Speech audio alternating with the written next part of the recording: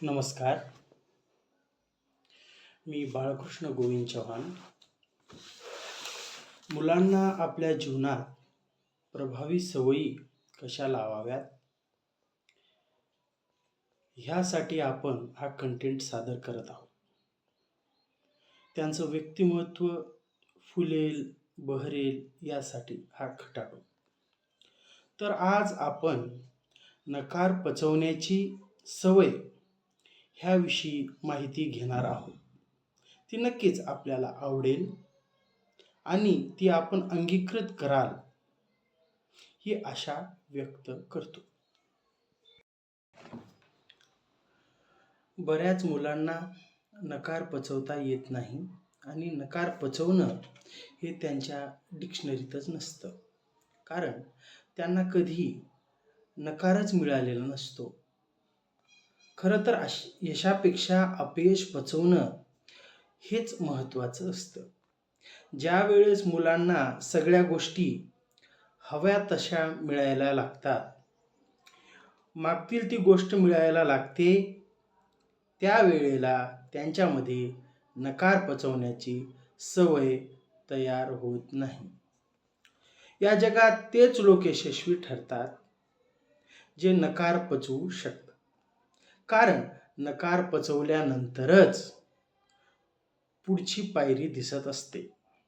ज्या मुलांमध्ये नकार पचवायची शक्ती नसते ती मुलं नेहमी हट्टी बनतात किंवा एकलकोंडी बनतात. यासाठी मुलांमध्ये नकार पचवण्याची सवय ही पालकांनी तयार करायला हवी. हवी ती गोष्ट मिळायला लागते, त्यावेळेला नाही हा शब्द त्यांच्या डिक्शनरीतून बाहेर जायला लागतो. प्रत्येक गोष्ट मला मिळालीच पाहिजे हा गैरसमज त्यांच्या मनामध्ये निर्माण व्हायला लागतो. त्यासाठी मुलांमध्ये नकार पचवण्याची सवय जाणीवपूर्वक तयार केली पाहिजे. सर्वप्रथम या जगामध्ये मी जे मागेन ते मला मिळेल हा दुराग्रह मुलांच्या मनामध्ये तयार होत नाही.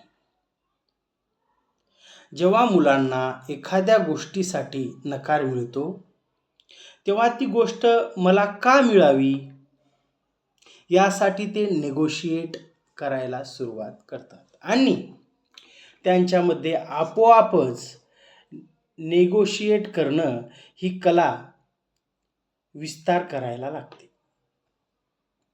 ज्यावेळेस मुलांना नकार मिळतो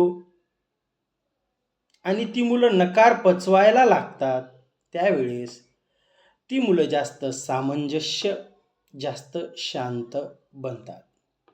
आता ही सवय तुम्ही कशी लावाल? आपल्या मुलाला काय हवं, काय नको हे जर पालकांना नक्की माहीत असेल तर मुलांचा प्रत्येक हट्टाला पालक बळी पडत नाही.